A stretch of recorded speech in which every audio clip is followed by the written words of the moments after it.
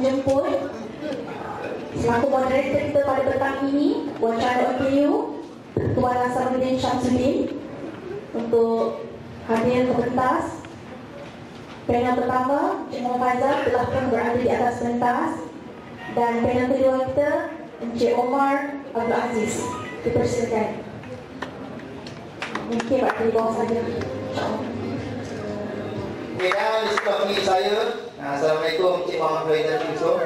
Waalaikumsalam. InsyaAllah dilahirkan juga sebagai OKU, subhanallah, OKU penglihatan, dan mendapat ijazah sarjana muda undang-undang dari Universiti Malaya. Hebat, InsyaAllah pengamat undang-undang sejak tahun 2000 dan terlibat dengan berbagai NGO terutama berkaitan OKU sebagai tamat pengajian. Pada waktu ini menjawab sebagai pengurusi Sekretariat Prihatin OKU LKJBP dan juga ahli jawatan kuasa asasi manusia Majlis Keuangan Negara. Itu dia. Allah, saya buat sampai tahap tu lagi. Setakat jadi moderator boleh dah. Okay, InsyaAllah kita teruskan dengan pada adik-adik kita yang kedua, iaitu Encik Muhammad Faizal Yusof. Jadi kalau kita tengok dari sudut biodata Encik Faizal kita tadi terlibat dengan pelbagai NGO terutama OKU sebaik bagi tamat pengajian dan juga sekarang menjawab sebagai Sekretariat Perhatian OKU Belajar Kebajikan dan Masyarakat Tampas. Jadi kalau kita tengok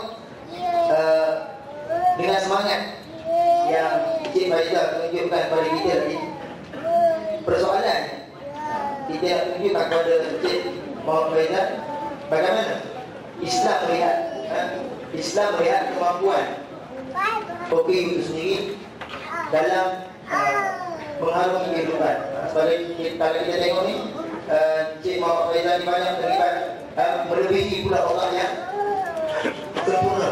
Ya, jadi mungkin Encik Muhammad Faizal boleh kongsikan kepada kita bagaimana Islam melihat kemampuan atau potensi orang mukmin ini.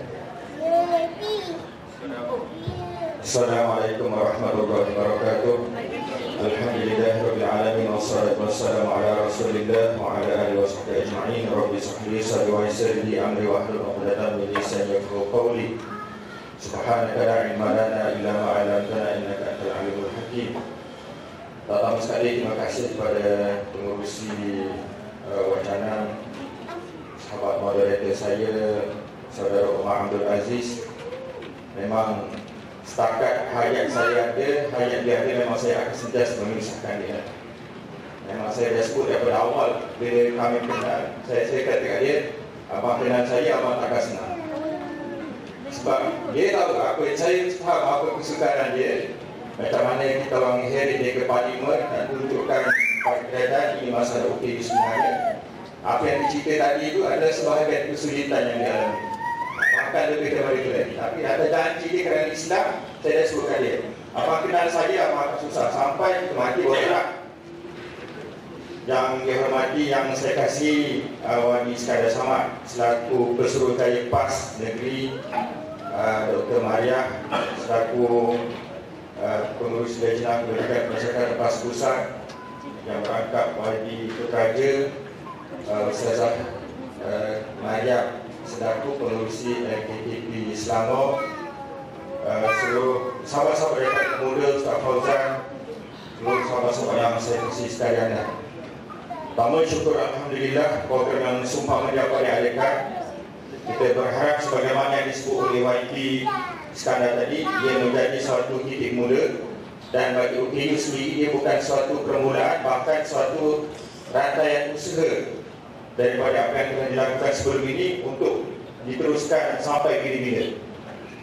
Sebelum saya menjawab persoalan yang diberikan oleh pengurusi tadi, kebetulan YB Iskandar menyebut tentang pembabituan politik di dalam hal ehwal OKU, yang mana selama ini NGO telah terbukti lebih fokus, lebih berkehadapan dalam isu-isu ini, bersesuaian dengan platform yang kita ada ini, iaitu platform politik.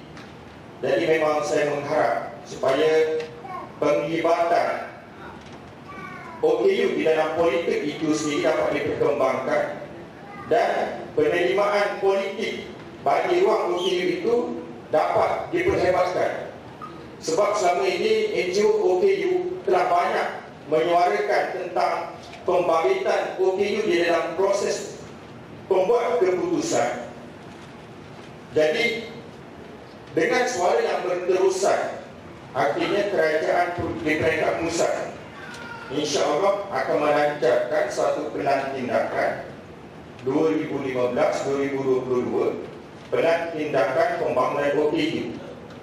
Yang mana di dalam pelan tindakan ini antaranya termasuklah pembangkitan penglibatan OKU dalam proses pembuatan polisi dan keputusan, termasuk di dalam kerajaan sebagai PTP, sebagai ketua jabatan, sebagai jusa, dan dalam proses politik sebagai ahli parlimen, sebagai ahli Dewan Undangan Negeri, sebagai ahli Dewan Negara.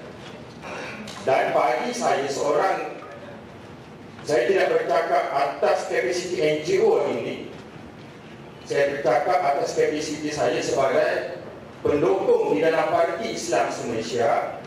Tentunya saya mengharap PAS terhadapan dalam hal ini.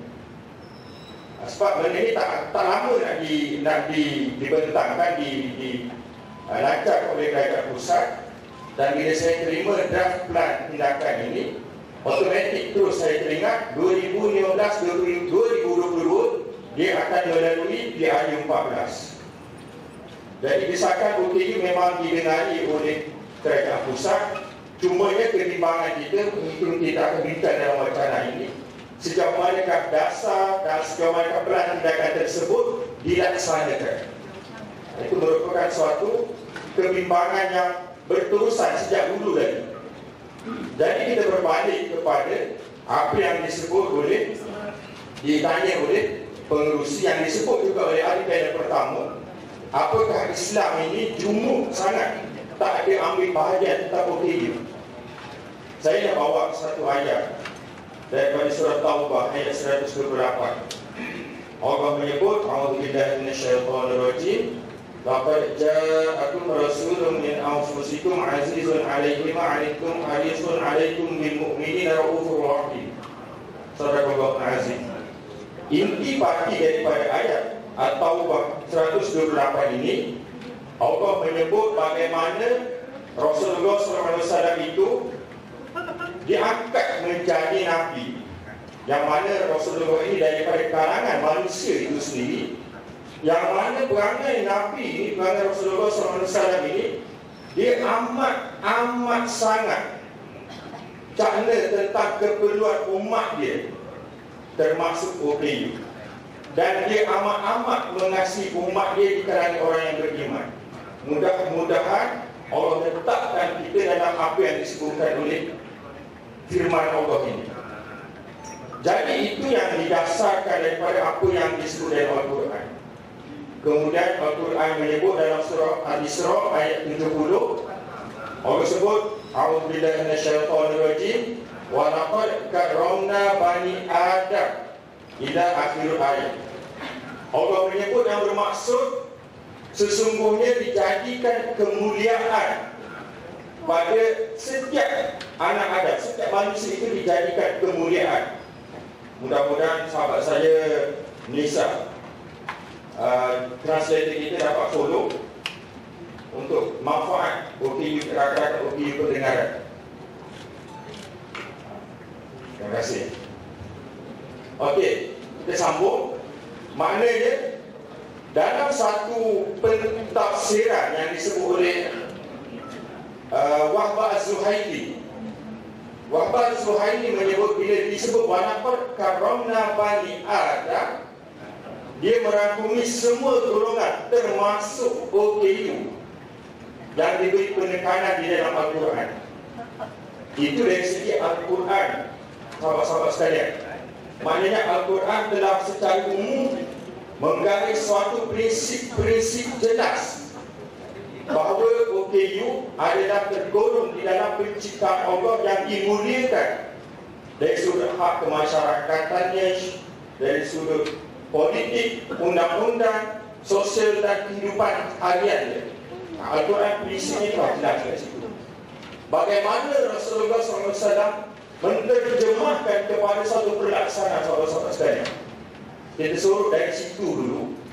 Saya nak bawa satu kisah yang disebut di dalam Sunan An-Nasa'i yang diceritakan oleh Mahmud bin Robert Al-Ansari, menceritakan seorang sahabat Nabi yang saya kita dengar kalau cerita OKU ni yang kita biasa dengar Abdullah bin Umi Maktum, tak nampak.